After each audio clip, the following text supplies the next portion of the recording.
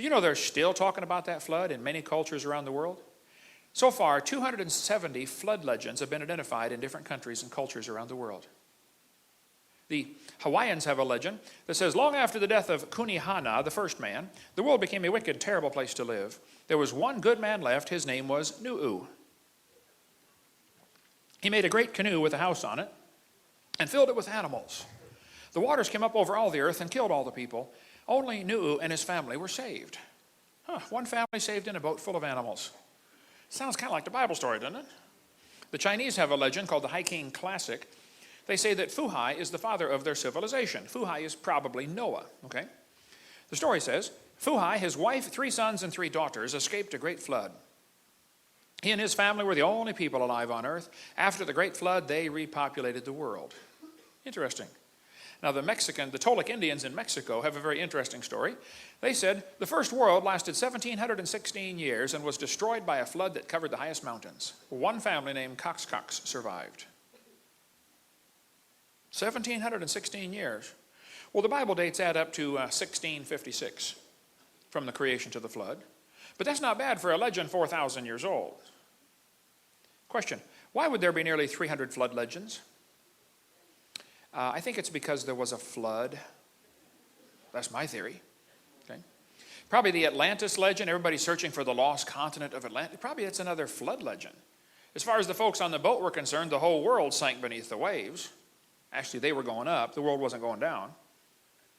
I think Atlantis is another flood story. Anyway, if you look at the country of Turkey, at the far right-hand side, you will see a mountain called Mount Ararat. It is 12 miles from the Russian border. Very politically unstable region. On a Turkish map, it's called Noah Ungumshi, which means Noah's big boat. That's the name of the region. They've got signs, you drive right up to it.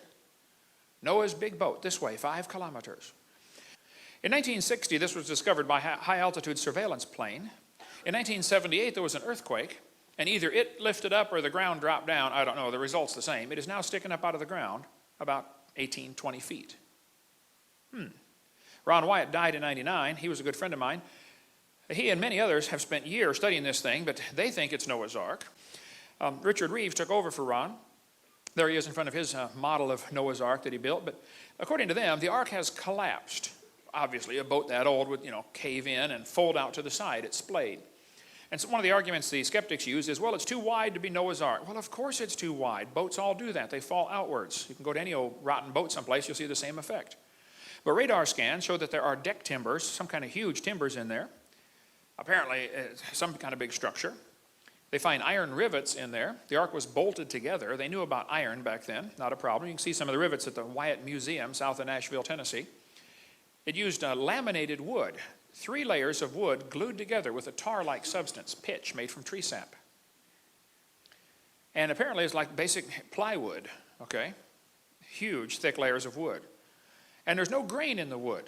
Interesting. It's almost like the trees didn't have growing seasons. The wood they were using. Anyway, the Wyatt Museum is a converted gas station just south of Nashville at exit 27 on the northwest corner. You can stop down there and see them. Mrs. Wyatt wrote a book called The Boat-Shaped Object on Doomsday Mountain, with all the research she and her husband had done on that. Apparently, the Ark landed close to Mount Ararat, got stuck in the mud. Everybody got off and left, and at some time later, there was a mud flow or a lava flow that pushed the Ark down and broke the bottom off. What used to be the keel full of ballast for weight to keep it upright was broken off, and it's way up near the mountain, and the Ark has apparently moved down several miles from where it used to be. It used to be way over here at the left at a little village called Kazan, which in Turkish means village of 8. Village of 8. Now, wait a minute. There was 8 people on that boat. But apparently the Ark has drifted down from where it used to be, and that's another long story. But the government of Turkey has studied all this, and they say, yep, that's Noah's Ark. They even built a visitor center. Now, some folks have said, oh, it's not Noah's Ark, it's a boat-shaped object, it's just a flow stone. It's flow formation around a stationary object. When mud flows around something, it makes that teardrop shape, like an airplane wing. Yes, I understand, it does, you're right. But the pointed end of the teardrop is always downstream. The rounded end is upstream, like an airplane wing. This one's backwards. There are flow formations in that area, no question. But this is not one of them. One guy argued it's just a fort. Who would build a fort under a hill? Duh. The guys throw rocks down inside, you know. The Bible says the ark will be 300 cubits long. Now, cubit is elbow to fingertip. I'm 6'1". My cubit is 21 inches. The average standard Egyptian cubit was 20.65, just a hair shorter than mine.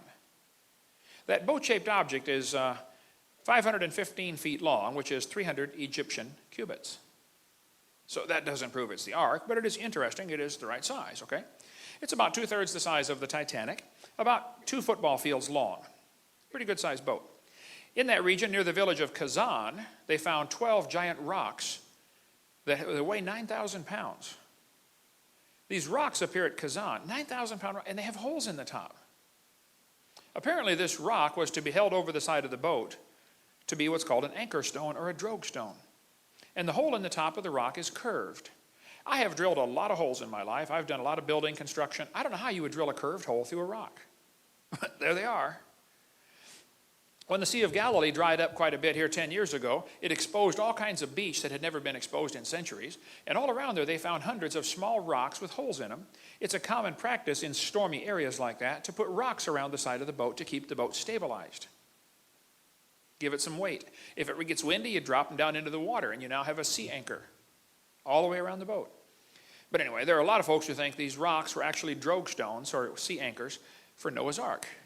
What this would do, this would make the boat stable during stormy weather.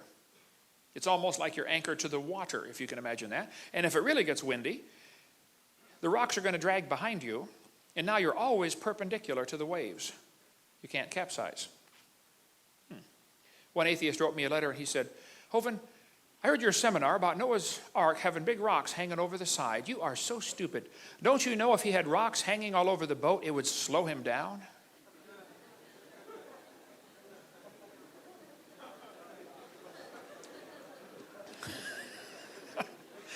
I wrote back, where was he going?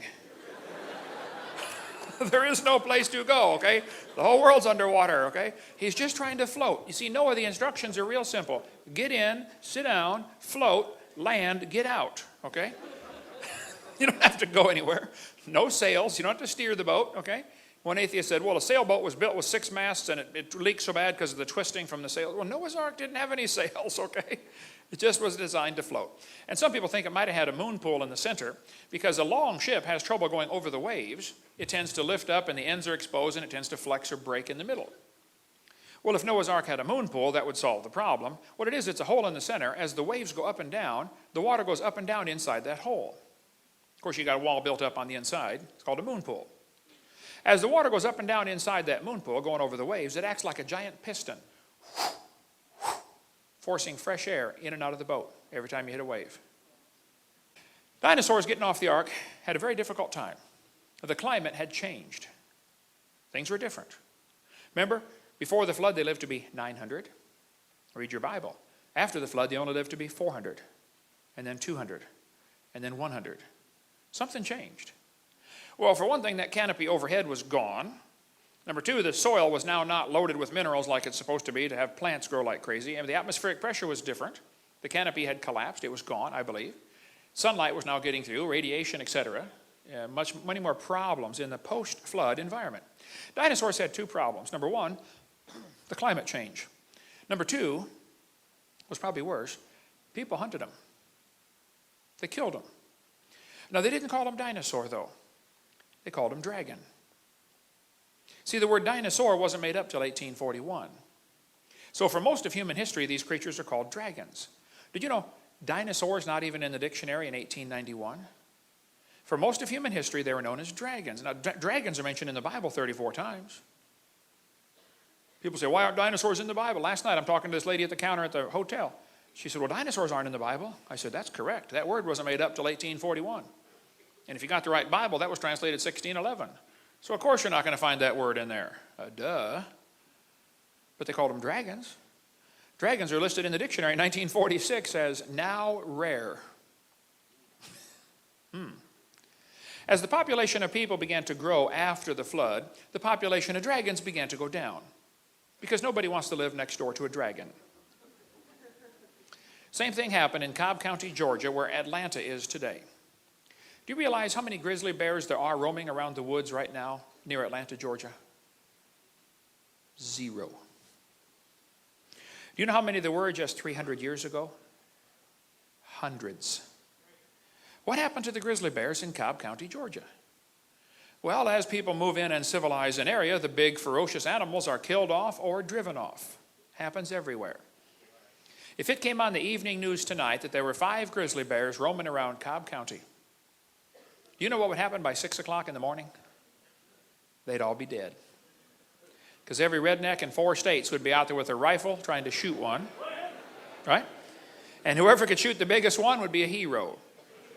They'd have his picture on the front page. Hey, Bubba shot the grizzly bear and saved the village. Yeah, he did. Well, that's exactly what happened to the dragons. Man, if you could figure out a way to kill a dragon, they'd be telling stories about you around the campfire from now on. People killed dragons for meat because they were a menace, to prove you're a hero, to prove you're superior, competition for land, or for medicinal purposes. Many ancient recipes call for dragon blood, dragon bones, dragon saliva. Why?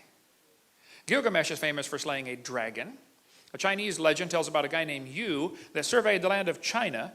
It says, after the flood, he surveyed the land and divided it into sections. He built channels to drain the water off to the sea and make the land livable again. Many snakes and dragons were driven from the marshlands. Yeah, that's just normal. If you want to build a city, you got to, drive off the dragons and then build your city. I mean, it was expected. You got to drive the dragons off. Okay? Why would the Chinese calendar have 11 real animals, the pig, the duck, the dog, and a dragon? Why would they put a mythical animal in there? Could it be that at the time they came up with these 12 symbols, there were 12 real animals? Here's one of the oldest pieces of pottery on planet Earth. It's a piece of slate from Egypt, first dynasty of United Egypt. It shows long-necked dragons. We make replicas of it if you want to get one for a prize for your bus route, for some give out to the kid who does whatever, they'll go crazy over this thing. Half-size replicas of the oldest piece of pottery on Earth. Why would they put long-necked dinosaurs on pottery 3,800 years ago? Here's 2 long-necked dinosaurs with a sheep in between their mouths. Here's a hippo tusk from the 12th century BC showing an animal with a long neck and a long tail.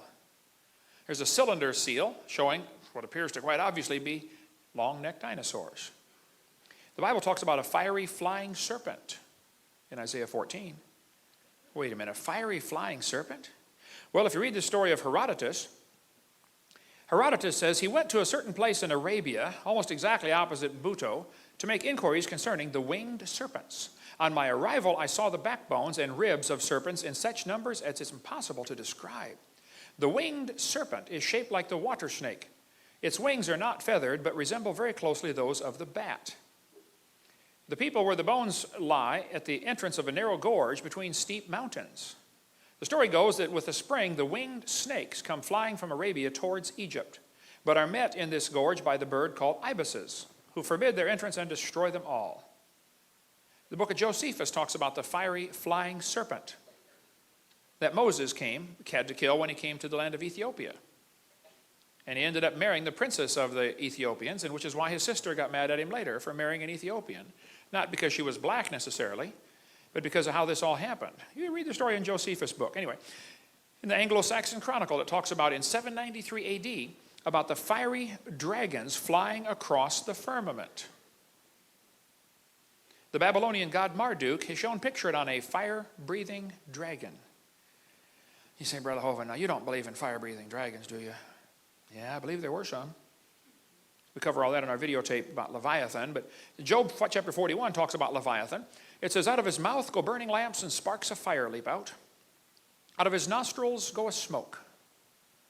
I've seen deacons do that at Southern Baptist churches. Okay, so that's no big deal. But his breath kindleth coals and a flame goeth out of his mouth. Now, wait.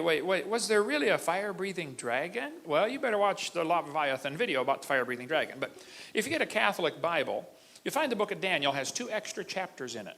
It's part of the Apocrypha books, okay? Daniel 13 and 14. Very interesting reading. Definitely not Scripture, okay? But in Daniel 14, it says, there was a great dragon in the place, and the Babylonians worshipped him. And the king said to Daniel, Behold, thou canst not say now that this is not a living God. Adore him therefore. And Daniel said, I adore the Lord my God, for he is the living God, but that is no living God. But give me leave, that's permission, you military guys know about leave, okay? And I will kill this dragon without sword or club. And the king said, I give thee leave. Then Daniel took pitch and fat and hair, and boiled them together and made lumps, and put them into the dragon's mouth, and the dragon burst asunder. What a strange story. Let me give you the Hovind translation, okay? The Bible tells us that Daniel was a man who understood science. Those are the kind that Nebuchadnezzar took away at that time, okay? And Daniel would have known full well that pitch is made from tree sap, and it's very sticky. Fat is salty tasting, and almost all animals like things that are salty tasting, and hair won't digest. So he made little lumps of pitch, fat, and hair, tossed them in. The dragon loved them, swallowed them, couldn't digest them. And they plugged up his intestinal tract. And these were the days before Roto-Rooter, and so he burst asunder. You figure it out, okay? Anyway, Saddam Hussein has quite an ego problem. He thinks he is Nebuchadnezzar reincarnated. George Bush always called him Saddam Hussein. I wondered, why does he call him Saddam? His name is Saddam. Well, Saddam means prince. Saddam means horse's rear end. So he called him Saddam Hussein. Anyway, Saddam issued currency with his picture in front of Nebuchadnezzar. Saddam spent a fortune rebuilding the ancient city of Babylon. Did you know ancient Babylon was discovered, buried in the dry sand over there? The bricks were just nearly perfectly preserved by the dry sand. So they excavated ancient Babylon and rebuilt it. Babylon was totally rebuilt in the last 20 or 30 years, I believe. Saddam put a brick about every 10 feet around the wall that says, I am Saddam Hussein. I have rebuilt Babylon the Great. I am a grandson of Nebuchadnezzar. But on that wall, they found carvings of lions and carvings of dragons. Now, I can understand why they'd put a lion on there. I mean, we know about lions. But why would they put carvings of dragons on a brick wall 2,600 years ago? Maybe because they knew about dragons. They're still there. You can go see them. A friend of mine was there as a soldier. He said, yep, they're still here. Dragons still on the wall from 2,600 years ago. Ishtar Gate is covered in them. Lions and dragons. Now, we made a model of it for Dinosaur Adventureland. If you want to come to Pensacola, that's a little closer than Iraq for most of you. But Alexander the Great said his soldiers were scared by dragons when they conquered part of India in 300 BC. This Roman mosaic shows two long-necked dragons fighting. Or kissing. Now that would be necking. Wow. Anyway, how did the Romans know about dragons in 200 AD? St. George is famous for slaying a dragon in 275 AD. Beowulf slew 2 dragons and the third one killed him. You should try to read the Beowulf story in Old English. Good luck. That's English. 1,500 years ago, that was English. I can only read one word on the page. It says, duh. But anyway, when they translate the story to modern English, the story tells us Beowulf killed Grendel the dragon by pulling off one of its arms, and the creature bled to death. Pulled off his arm. Well, they found a Babylonian cylinder seal showing a guy pulling the arm off a dragon. Interesting. Get the book After the Flood if you want a whole lot more on dragons living with man. But there's a city in France that's famous because a dragon came up out of the water, and a guy killed it and cut the head off and stuck it over the corner of the building. The head of the dragon was mounted on his building. They called it the gargoyle. How many of you have ever heard of the gargoyle? They still do that today. You can buy these ugly little critters, you put them on your building or whatever over your door. Well, the word gargoyle means throat.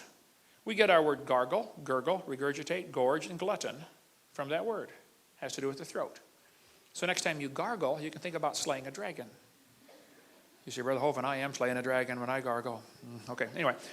An Irish writer said they killed a dragon with iron nails on its tail. Well, Stegosaurus certainly had big spikes on his tail, that's for sure. So did several other animals. But here's a Viking woodcut showing a dragon swallowing a guy. This is from the 11th century, 1,000 years ago, okay? The Vikings put dragon heads on their ships 1,000 years ago. Why would they do that? Well, they knew about the great dragon of the sea. They called it the Kraken. Again, Bill Cooper's got a lot on that in his book, but the famous Icelandic hero Siegfried slew the dragon Fafnir. There's a castle, bricks were found in a castle from the 12th century showing dragons.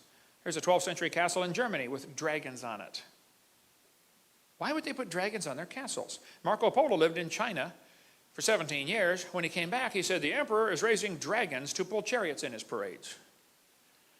Why would he say that? Oh, probably because the emperor was raising dragons to pull chariots in his parades. That's my theory. Yeah, okay. In 1611, they appointed the post of royal dragon feeder.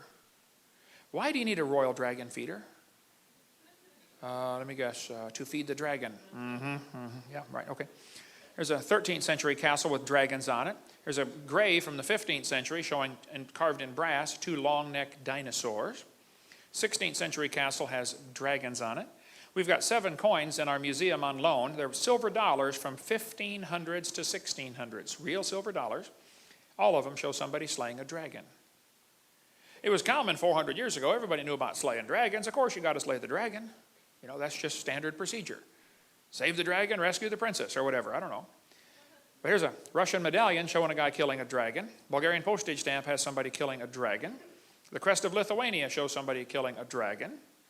A city in France was renamed Nerluk to honor the man who slew the dragon. Indians carved dinosaurs on the walls of the Grand Canyon. Why would they put dinosaurs on the walls of Grand Canyon? Maybe because they hunted dinosaurs around there. In 1925, some guys took a raft trip down one of the canyons out west, and they wrote a report. They saw one of these dinosaurs, and they said the fact that some prehistoric man made a pictograph of a dinosaur on the walls of this canyon upsets completely all of our theories.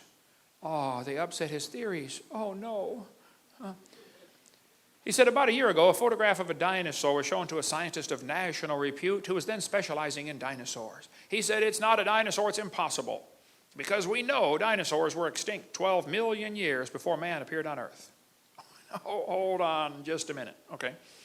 First place, it's not possible for you to know what happened 12 million years ago, okay? So let's just get that straight first up, okay? Secondly, notice he said 12 million. Now today the kids are taught dinosaurs died 65 million years ago, aren't they? 65 million years ago? It's interesting to see the inflation of the age of the Earth. See, in 1770, they said the Earth was 70,000 years old. By 1902, it was 2 billion years old.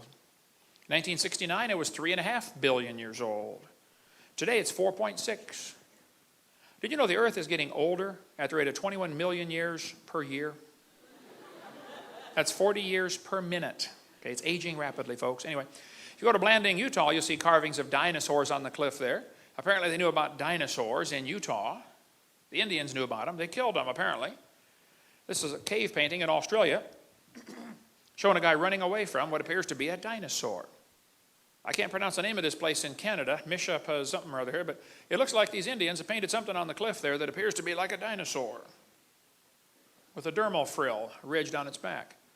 This is a painting from Australia. These guys are all dancing around what quite obviously looks like a dinosaur.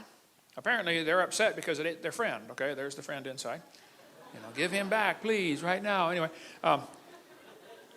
this guy says nobody's ever seen a dinosaur. Well, why did they put them on their cave paintings? Why did they put them on ancient pottery? Why do we see so many legends of dragons if nobody's ever seen one? Down in Peru, they've got the driest desert in the world. It's only rained twice in 400 years, is my understanding.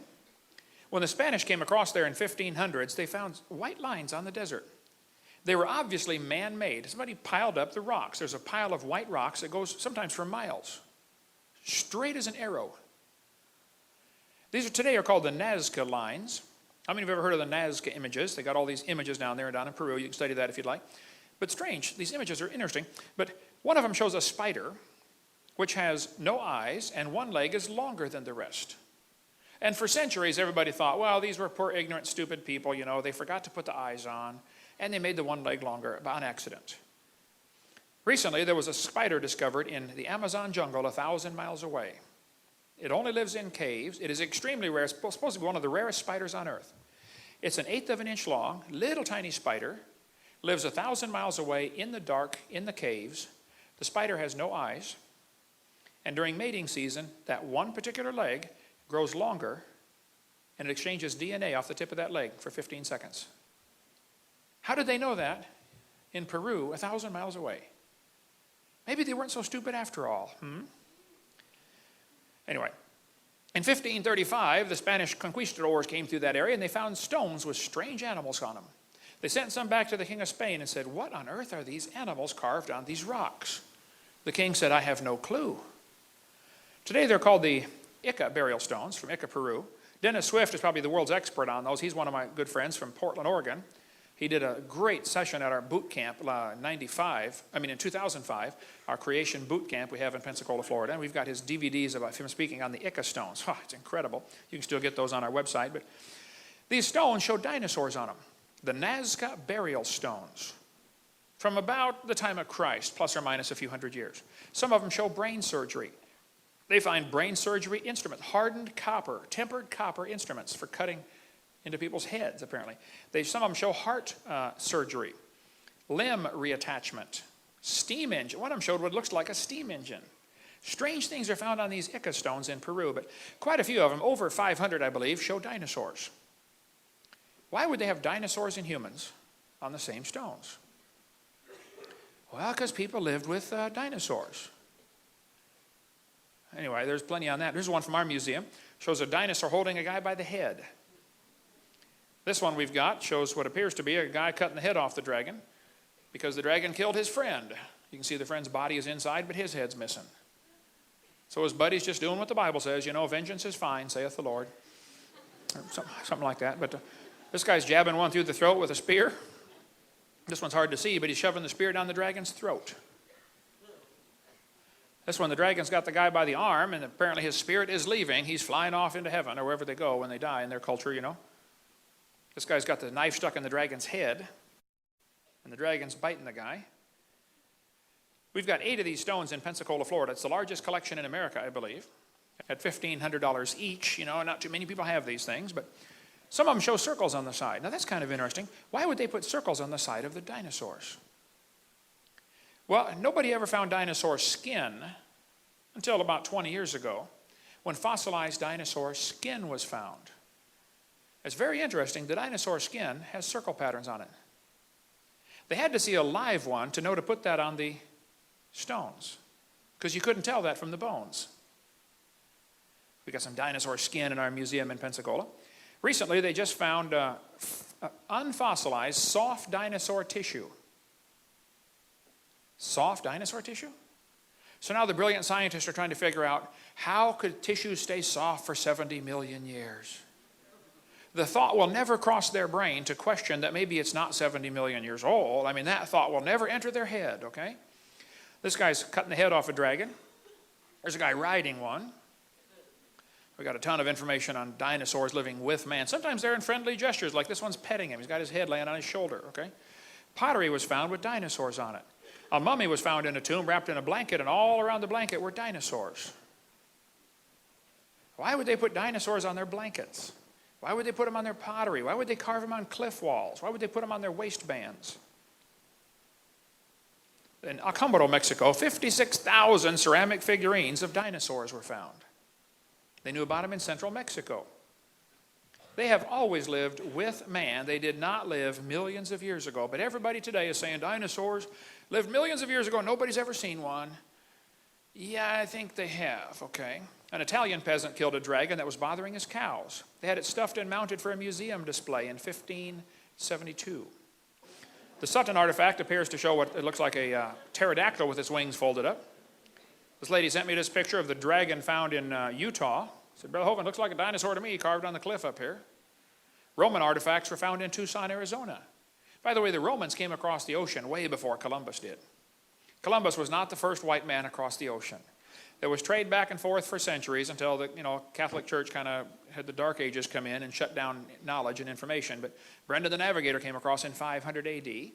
Roman coins, or Hebrew coins, were found in Ohio in a burial mound. There was trade back and forth at the time of Christ across the ocean. But in a Las Lunas Decalogue stone here found in New Mexico, there's an 80-ton stone showing the 10 Commandments in Byzantine, which was only used about 500 AD, is my understanding.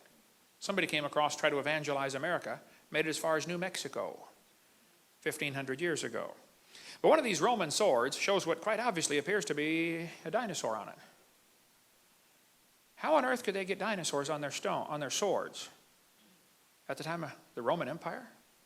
During the age of sailing ships, there are thousands of legends of people sighting sea monsters. Well, if you're in a sailboat, it's kind of quiet going through the water, okay? With a diesel engine, they can hear you coming 50 miles away underwater. Of course, you're not going to see one, all right? But there are legends all over of dragons living with man. I think we've really been lied to. We could spend a long time on dragon legends. I read prolifically on that topic about dragon sightings down through history. Just get our video number 3 if you want more on dragon legends. Did you know there are actually stories of giant octopus living in the ocean? I mean, like really, really, really big octopus. One octopus washed up on the beach in Florida. It was 200 feet across and weighed 5 tons. That's a big octopus. A whale was killed near Seattle. Inside the whale's stomach was one arm to an octopus that was 150 feet long. God said, "Hast thou entered into the springs of the sea?" Did you know scientists didn't even know there were springs in the sea until 1977? Just discovered. Science is very slowly catching up with a few parts of the Bible. God said, "Where is the way where light dwelleth?" Now that is fascinating. I taught physics. Did you know light doesn't stay in a place, it's in a way. It's always moving. But then it says, "As for darkness, where is the place thereof?" You know the speed of light, 186,282.4 miles per second. You know what the speed of dark is? 0. Darkness cannot move. Now think about it. We are the children of light. We are supposed to be on the move, get something done for God, right? People say, "Well, it's getting dark, the world's so bad." Well, then turn on your light. Duh. The reason it's dark is because of you. Right?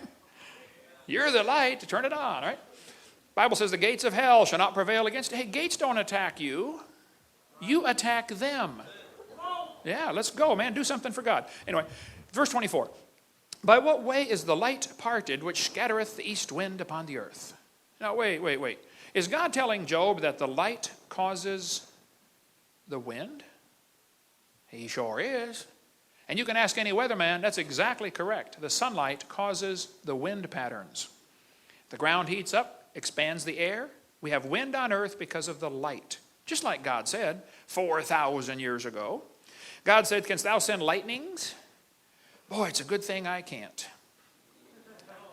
How many of you can think of somebody that's lucky to be alive because you cannot send the lightnings? I can think of several. Yes, I can. God said, "Canst thou send lightnings that they may go and say unto thee, here we are?" Now wait. Is God telling Job that electricity can be used to send a message? Like radio, cell phone, microwave, TV? Electricity sends a message 2 different ways. Through the electricity through the wire and also through the electromagnetic force, the radio waves coming off of it. God told Job that 4,000 years ago. Marconi and them guys had discovered it in the last few hundred years. Next verse says, "His bones are as strong pieces of brass. His bones are like bars of iron." He has big, heavy-duty bones. And they did.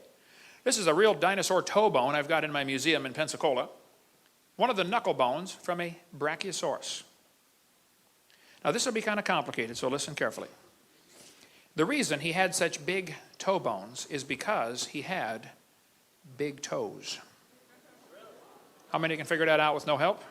4, 5, 6, okay. And the reason he had those big toes is because he had a big foot. There's a kid taking a bath in a brachiosaur footprint. Picture's on the book right here on the steps. And the reason he had that big foot is because he had a big leg to hold up. His front leg is 20 feet tall. The biggest dinosaur found so far is 60 feet to the top of the head, found in Oklahoma. They say it's going to take them 20 years to dig all the bones out of the ground because it is a government project. They say when it was alive, it probably weighed 100 tons. Now, 100 tons is equal to 14 school buses put together. That means if he was to come by and step on you, you would be deeply impressed by him. You would be road pizza. The Bible says, "Behemoth lieth under the shady trees, in the covert of the reed and fens." Now, the word fens is an old English word that means the swamp. You know, the biggest swamp in the world is in the middle of Africa. It's called the Likwala Swamp. That swamp is huge. Most Americans don't appreciate the size of Africa. Here's what Africa looks like next to the entire United States. Africa's gigantic, okay? That swamp is bigger is the same size as the state of Florida, 55,000 square miles. That swamp is huge. Did you know that swamp today is 80% unexplored? In 1885, Congo in Africa was taken over by Belgium, and it was called the Belgian Congo for many, many years. In 1960, the communists liberated them. You know how the communists liberate countries. They kill everybody. Okay, you're free now. Yeah, anyway. There were reports in that swamp from the 1700s when the missionaries went in there and said, man, there are dinosaurs still living in that swamp. Dinosaurs still alive? 1910, New York Herald ran an article about dinosaurs still living in Africa's swamps.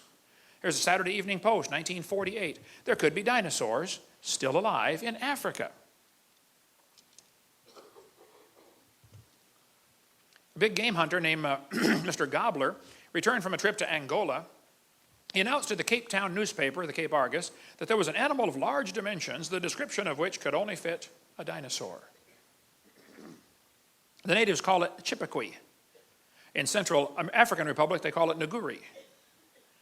Roy Mackal went there in 1980 on an expedition. He spent $250,000, went back again the next year, went to that swamp. He said it's the most miserable swamp on planet Earth. The mosquitoes landed on them at the rate of about 1,000 an hour constantly. I mean, like swarms of dust around you. Bloodthirsty mosquitoes. 95 degrees, 95% humidity all the time. As they traveled around the swamp, the natives talked about this animal called Mahamba. He said, what's that? And they showed him a crocodile. Oh yeah, that's the Mahamba right there, Mahamba. He said, how big does it get? They pasted off on the sandbar, 50 feet long. Now, if you're a pygmy, 4'4", a 50-foot crocodile looks really big to you, okay?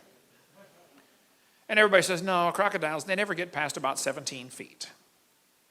Oh, I don't think that's correct. Earlier in the summer of 2005, they killed a 24-foot crocodile in that swamp. Of course, the natives will say, oh, you should see the big ones. The natives also talk about an animal they call Mokele Mbembe. Mokele Mbembe? What on earth is that? Well, if you show them the picture of an apatosaurus, they'll say, yep, that's it, Mokele Mbembe. The natives claim these animals live underwater. They're very rare. Of course, they're in the swamp in Africa, and nobody goes out at night anyway, and there's no lights over there at night. But the animals are seen mostly early morning or late in the evening when they come out, and their favorite plant is the Malombo plant. There's Dr. Mackal holding a Malombo plant. Dr. Mackal was a University of Chicago microbiology professor, and he went over there and studied this carefully and came back and wrote a book called A Living Dinosaur. Now, he believes in evolution, but his book is great about the evidence for dinosaurs still living in African swamp. They found footprints of the creatures. A missionary friend of mine was there for 43 years as a missionary, Eugene Thomas. He's in Ohio now. Here's his phone number. Call him up. He was there for 43 years. He said, I had 2 pygmies in my church. It killed one and ate it. Dinosaurs. There have been reports of these creatures in that swamp for a long time. One Belgian Congo biologist went up there, upriver 500 miles from his house and said he saw one, but his camera malfunctioned because the high humidity apparently ruined all the mechanisms inside. I don't know. But there have been many reports of dinosaurs in that swamp, and you can study this for yourself. One group went there, and they said the creature was dark brown in color. The skin appeared slick and smooth, had a long neck and a small head. They heard it, they saw it. It was making a roaring noise. And the government officials even saw it. There's an article here in the Boston Herald newspaper about a group going over to look for the dinosaurs still alive in the Congo swamp. All you got to do is type in cryptozoology. Crypto means hidden. Zoology means study of animals. Cryptozoology, you'll find all kinds of stuff about dinosaurs still living. The natives claim these animals live in caves along the side of the river. William Gibbons has been there 4 times now to the Congo swamp. He and I wrote this book together for kids, Claws, Jaws, and Dinosaurs. William Gibbons wrote me a letter. He said, according to our guide, Pierre Sima, we were the first white men to actually penetrate the forest and swamps bordering the Buamba River. Our informants, almost all of them Baka pygmies, with the exception of an elderly Cameroonian Muslim, are perfectly familiar with all the known and unknown animals of the swamps.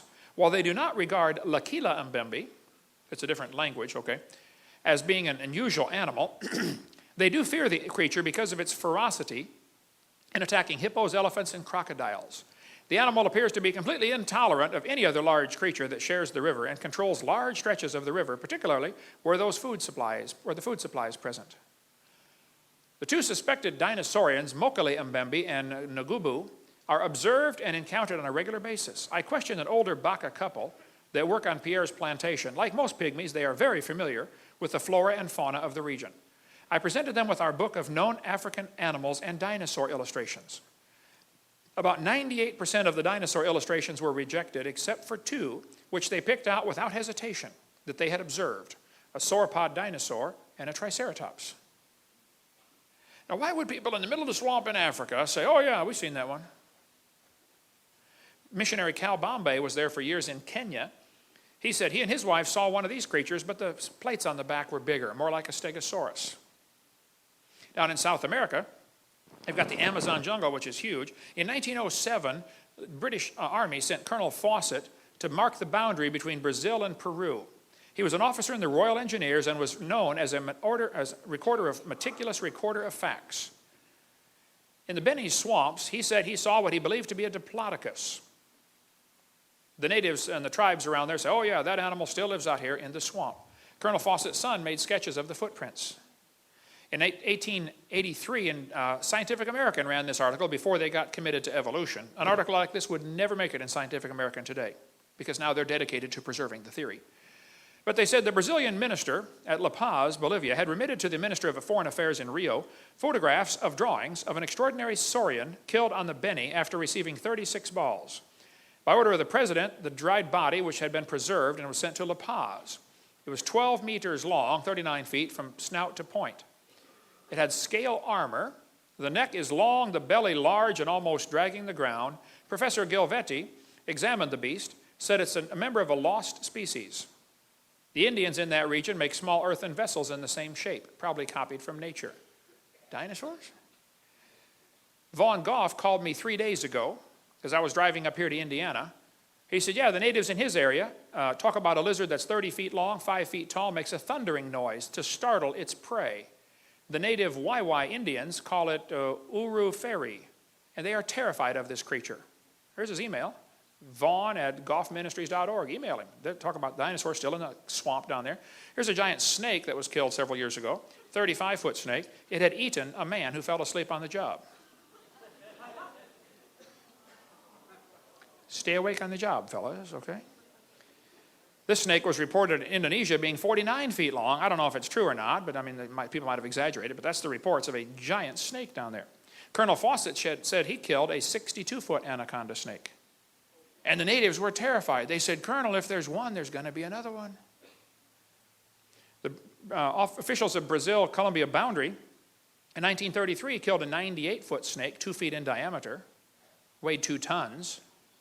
The cook from a hotel in Amazon said they saw a 100-foot snake that the military hunted down after it killed and eaten 2 soldiers. The head was 5 feet long. Reuters News Service reported a 130-foot snake back in 97. This thing floated down the Amazon River. Nobody poked it to see if it was alive, but they reported it's over nearly 150 feet long. Amazon River is huge. Halfway up where a former student of mine was a missionary for years, he said the Amazon River way back here is 9 miles wide. That's a big river.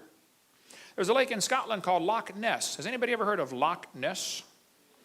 Loch Ness is a huge lake, 24 miles long, 1 mile to 1.5 miles wide, up to 900 feet deep.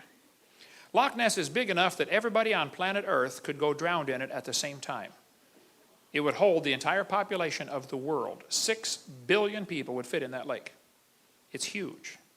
In 1933, a roadbed was cut into the side of the mountain, because before 1933, if you wanted to see the lake, you got to climb over the mountains or go upriver 7 miles in your boat.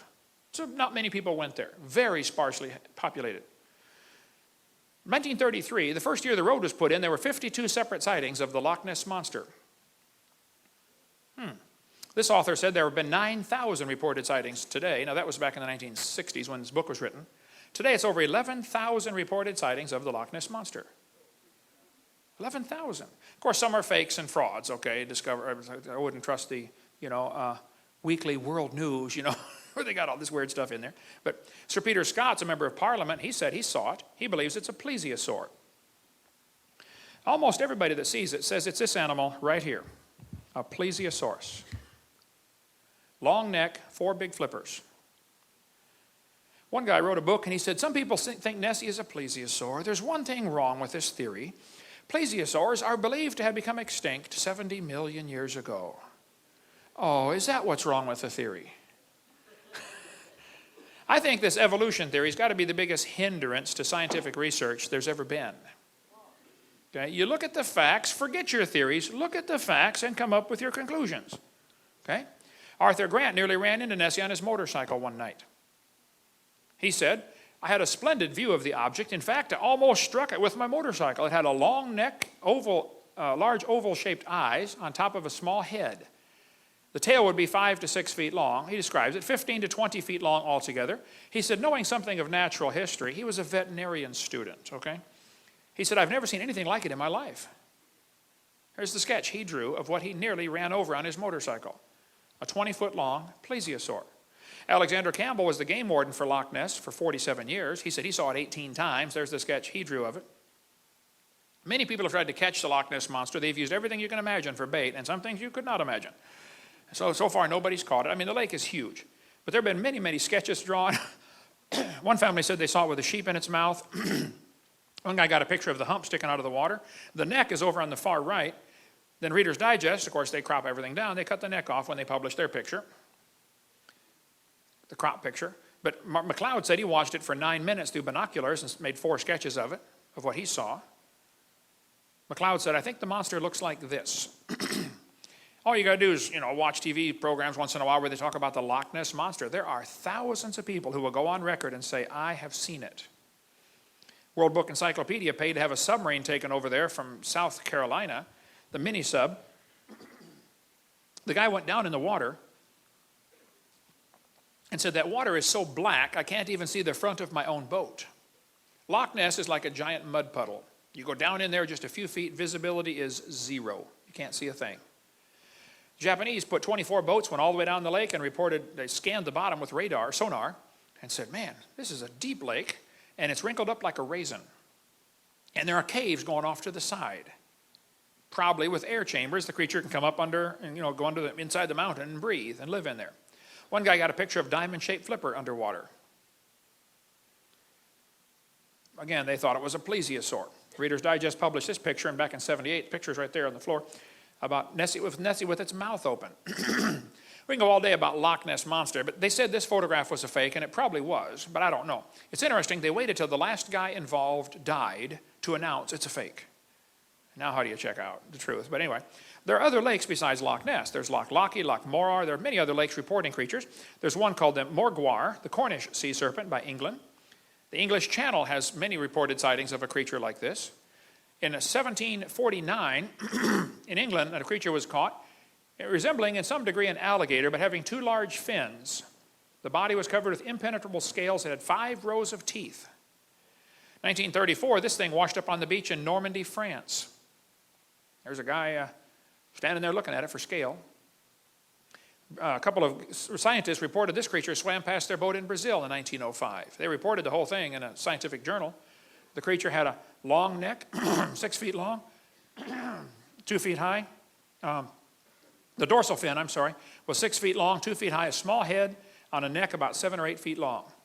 2 experienced British naturalists reported the thing. And again, we can go all day on reported sightings. This thing, in 1977, a Japanese fishing boat pulled this up in their net. It was 32 feet long, 4,000 pounds. They said, what on earth is that? Captain said, I don't know, but it stinks. When they set it down on the deck, it broke in half and pus oozed out everywhere. So they made a bunch of sketches, took a bunch of pictures, and shoved it overboard. A special stamp was made for Japanese mail in 1977. Now, some people argue that it might have been a basking shark, and I agree, it might have been a basking shark. But the fishermen on board said, we know what basking sharks are, we don't think it is, okay? Basking sharks, they tend to rot away, leaving the head part behind, but there's a basking shark right there. Okay, it could have been a basking, it doesn't matter to me. They said the protein is 96% similar. Yes, I know, but nobody's ever seen plesiosaur protein, okay, to know what it's supposed to look like. Humans and apes are similar, but have many differences also. Anyway, there's a lot of arguments about that. It doesn't matter to me, but some people get all bent out of shape because they even mention, the Japanese catch of 1977. Russians report a creature in the lake up there. They call it Mystery of the Lake here. What looked like a dinosaur washed up on the beach in Russia in 1994. It was 39 feet long. This thing apparently is a doctored photo of a shark. Somebody with Photoshop, made it look like a plesiosaur, but actually it's a doctored photo. But so be careful. There's plenty of frauds out there, no question. But the existence of a fraud or counterfeit does not disprove the existence of the original, right? In 2004, a bunch of people over in Papua New Guinea reported a creature like a dinosaur, 10 feet tall, with a head like an alligator, or tail like an alligator, a head like a dog, right there on the island in the city of Kokopo. One lady said she saw it. She ran for her life, seeing a 3-meter-tall creature with a head like a dog and a tail like a crocodile. You can read all about it on the internet about this creature seen just in 2004. Japan reports some of these creatures. The North Island, Hokkaido, reports them, and the South Island down here of Japan. They call it Ishi in Lake Ikeda. In China, there's reported one called USO, Unidentified Swimming Object. Norway has several reported sightings, as do Swedish lakes, a couple of Swedish lakes up there. They call it, anybody speak Swedish, know how to say that? Stores, Jordan. Close enough, yeah, okay. You don't speak Swedish, do you? You're lying, okay. In Norway, they've got a creature. They say it's very similar to the Loch Ness Monster. Hundreds of folks claim they've seen it. It's in the news occasionally, kind of like Loch Ness, okay? Canada has reported sightings of these creatures, Canadian lake monsters. Nessie's Canadian cousin. There's a lake in the town of Kelowna called the Lake Okanagan. It's a huge lake. It's 80 miles long. I've been up there twice to speak in the town of Kelowna. The natives call this creature the Ogopogo. We sell a book on our table back there if you want to get that. The Ogopogo. Very similar to Loch Ness Monster. Thousands of folks claim they've seen that one. This article says they were the latest among thousands to see something strange in this narrow 80-mile-long lake. One guy swam the length of the lake and said the thing came up under him, scared him half to death. I got news articles like crazy about this. She said, I saw Ogopogo twice, this woman says. I interviewed John Caruso. He and his family were sleeping in their boat on the lake. They're camping out on the lake in their big boat. And something bumped the bottom of their boat and woke them all up in the middle of the early in the morning. They went out and saw 2 Ogopogos swimming across the lake. He went back, grabbed his camera. By the time he got it, it was pretty far away. But he gave me a copy of the video footage of what he saw at about quite too far away to make out the details. But he said, look, Brother Hovind, I saw the Ogopogo. Many folks will go on record and saying, I have seen it. There's one in Cadborough Bay, British Columbia. There's a book about that if you want to read more. A baby caddy was found inside the stomach of a sperm whale. They say it has a short pointed front flippers and a long-necked beast with a horse-like head. One guy caught a baby one with his dip net, drew a sketch of it before he released it. He didn't know what it was, so he let it go. I interviewed this guy for an hour. These 4 guys were fishing in Canada when a creature chased their boat off Cape Sable Island, Nova Scotia, when I was preaching up there. It happened in 1992 when I met him. He said he was 67 when this happened. He'd been fishing out there since he was 5. He said this 40 to 50 foot long creature chased their boat for 1 to 2 miles. He said the neck was 2 feet thick and 8 to 9 feet long. It had 9-inch diameter eyes. He said they were 6 miles south of Cape Sable Island. He said, I don't want to see it again. That's what he told me. This thing washed up on the beach in Newfoundland. Sometimes big blobs wash up. Sometimes it is whale skin, actually. The whale dies, gets eaten, and the layer of blubber, washes up. Sometimes it's a basking shark. Parker Cove, this thing washed up in Parker Cove, Canada. I talked to many folks who said they saw it. A lot of people went and analyzed it. I don't think it's ever positively determined what it is. It might have been a basking shark, but nobody knows positively. But it's gone. People cut pieces off it. The vertebrae do tend to look like shark vertebrae instead of any other kind. It's just interesting that stuff like this washes up on the beach. But we sell a book called Monster about North American lake monsters. Lake monsters and sea serpents. A good book by Lauren Coleman, who is a cryptozoologist, but also an evolutionist, okay? I interviewed Jacques Boisvet for 3 hours. He collects sightings of the Lake Memphremagog creature between Vermont and Quebec, Canada. Hundreds of folks claim they've seen something in this lake up there in Lake Memphremagog. Creature's been seen in the Potomac River. There's a book about the great New England sea serpent. There's an island off Connecticut and Rhode Island called Block Island, where many folks claim they've seen creatures swimming around out there. They call it the Loch Ness Monster. One washed up in 1996, another was something else washed up in 2004, never was identified that I know of. And I interview people all the time. Lake Erie's apparently got one. Erie's Bessie matches Nessie. They say it's 35 feet long, has a snake-like head. It's in the newspaper once in a while about Lake Erie's monster. Okay, you can read all that for yourself. But a dead baby creature was found on the beach of Lake Erie. A guy took it home, stuffed it, and mounted it. He's a taxidermist. He said, you tell me what it is. I don't know. Dr. Ball bought it. It's in his museum in Texas. It's never been identified. They're not sure what. It may be a fake. Nobody knows, but very interesting little critter. I interviewed the sheriff who saw that was the first guys to see the Scituate Harbor monster, 50 feet long when it washed up on the beach. Everybody started cutting pieces off. By the time they got the photo taken, it was pretty butchered up. Some people argued it's a basking shark. Others said it's a real sea serpent. The health department said, we don't care. It stinks. We're getting it out of here. And so they blew it up with dynamite. California, 1925, this critter washed up on the beach. That's the head. Here's the neck going down to the right. Just the neck was 20 feet long. Everybody that examined it said it was a plesiosaurus. 20-foot neck. One atheist wrote me a letter and said, Hovind, you're so stupid. He said, don't you know that was a whale? I said, now just exactly where is the neck on a whale? Ought to be between the head and the flippers. He said, it's a rare form of Bard's beaked whale. Oh, it's pretty rare, all right, with a 20-foot neck. Duh. The people who saw it said it's a plesiosaurus. Why is that so hard to believe? You know why people resist explanations like that? It goes against their theory. They like the evolution theory because it gives them freedom from God. That's why they like that theory. And we could spend all day on cryptozoology stuff. I have studied this for years and love. I've interviewed now 100 people that claim they've seen a living dinosaur. In New York, 1969, the harbor police chased something much bigger than a whale upriver. Never did catch it. Could have been a zeuglodon or a basilosaurus, I don't know. But the White River monster in Newport, Arkansas has been reported many times. Up until 1973, it apparently disappeared. Arkansas Senate passed a resolution that said it's unlawful to molest, kill, or trample the White River monster. Off the coast of Jupiter, Florida, something's been seen similar to a dinosaur swimming in the ocean out there. You can read the articles for yourself. A lot of this stuff's on my website, Dr. Dino. You can read all about this. There's a lake between New York and Vermont called Lake Champlain, where many people claim they've seen the Lake Champlain monster. I interviewed Sandy that took this picture. I said, Sandy, do you think you saw a dinosaur? She said, no, I know I saw a dinosaur. She and her husband and 2 kids watched it for 10 minutes. 58 people on the Ethan Allen, which capsized earlier a couple months ago, some people think they all ran to one side to see something and flipped the boat over. I don't know, maybe it's just too many Twinkies, but the captain on board back in 1898 said, if you think what I saw was a fish, it weighed 3,000 to 5,000 pounds. The Bible talks about the dragons of the waters. He shall slay the dragon that is in the sea. In Pensacola, where I live, 4 or 5 teenagers went scuba diving back in 1962. One survived the trip. Here's what he said.